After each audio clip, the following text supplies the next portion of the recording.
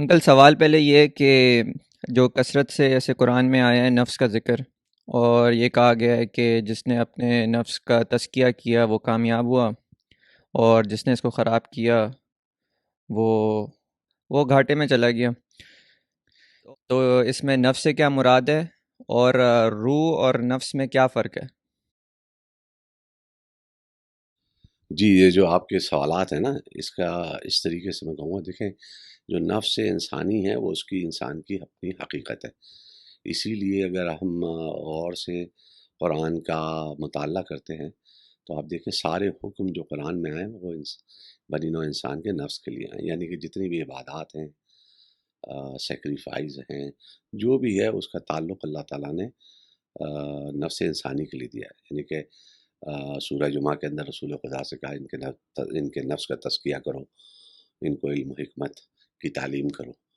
تو تزکیہ نفس کے بعد جو ہے ہر چیز کی ابتدا ہوتی ہے علم اور حکمت کی۔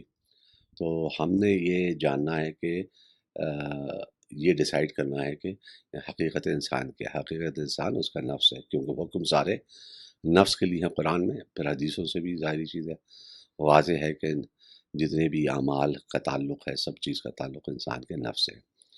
اور پھر سورہ یوسف کے اندر جو عارفین اور صوفیہ جو آیت کوٹ کرتے ہیں کہ حضرت یوسف علیہ السلام نے پروردگار عالم سے کہا کہ تجھے معلوم ہے کہ میرے نفس میں کیا ہے، مجھے نہیں معلوم کہ تیرے نفس میں کیا ہے۔ یہ میں مفہومی بتا رہا ہوں، ظاہری چیزیں، میں کوئی تیاری کر کے اس طریقے سے نہیں آیا تھا۔ تو آپ نے جو کیجولی سوال پوچھا تو میں کیجولی آپ کو جواب بھی دے رہا ہوں۔ تو یہ تو چیز واضح ہو گئی کہ جو حقیقت انسان ہے، حقیقت انسان کیا، بیسیکلی ہر چیز کی جو ہے حقیقت اس کا نفس ہوتا ہے۔ اس کو ہم اصطلاحاً جو ہے روح کہتے ہیں۔ روح اصطلاحاً اس لیے کہتے ہیں کہ جو نفس ہے وہ ایکچولی ریفلیکشن ہے، یا جسے آپ کہیں عکس ہے روح کا۔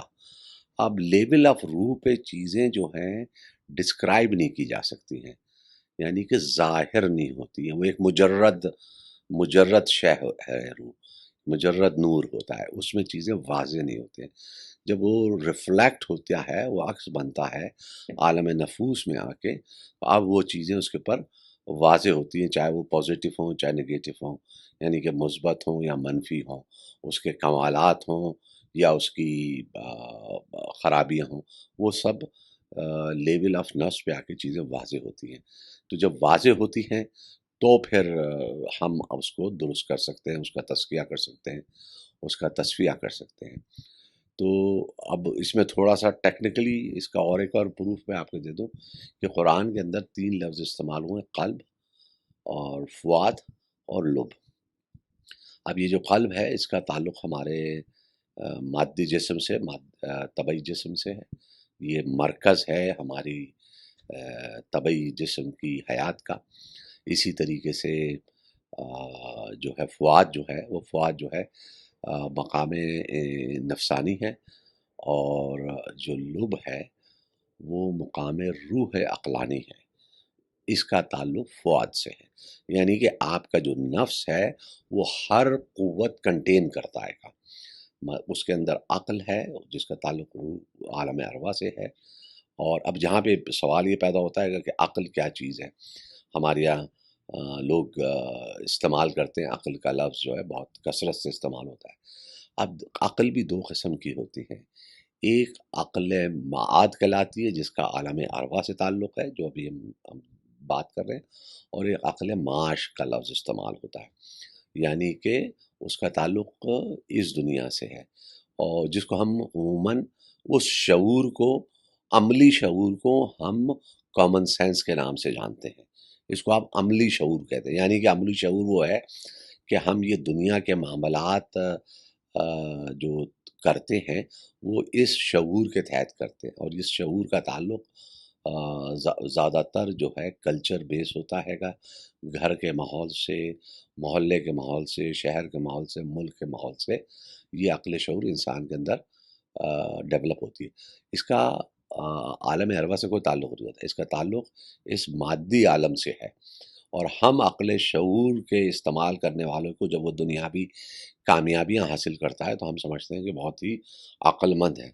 نہیں نہیں، یہ ہم کو بڑا واضح قرآن کی روشنی میں یہ بڑی چیز واضح طریقے سے سمجھنی چاہیے کہ اس عقل کا تعلق جسے ہم کامن سینس کہتے ہیں، اس کا تعلق برین سے ہے، ہمارے دماغ سے ہے. اور جو عقل ہم قرآن اور روایت کی روشنی میں ڈسکس کر رہے ہیں اس کا تعلق عالم ارواح سے ہے، اور اس کا جو روح عقلانی کا جو مقام ہے وہ فؤاد ہے. اب یہ جو انسان کا نفس ہے یہ ساری چیز کنٹین کرتا ہے یہ چیز. تو جو چیزیں ہم قرآن اور حدیث کی بیسس سے سمجھتے ہیں تو وہ یہ والی عقل ہے جس میں اللہ تعالیٰ نے قرآن میں لب کے نام سے اولو الالباب کا لفظ استعمال کیا ہے، یعنی کہ صاحبان عقل ہم اس کا ترجمہ کرتے ہیں. تو یہ چیز کچھ واضح ہوئی.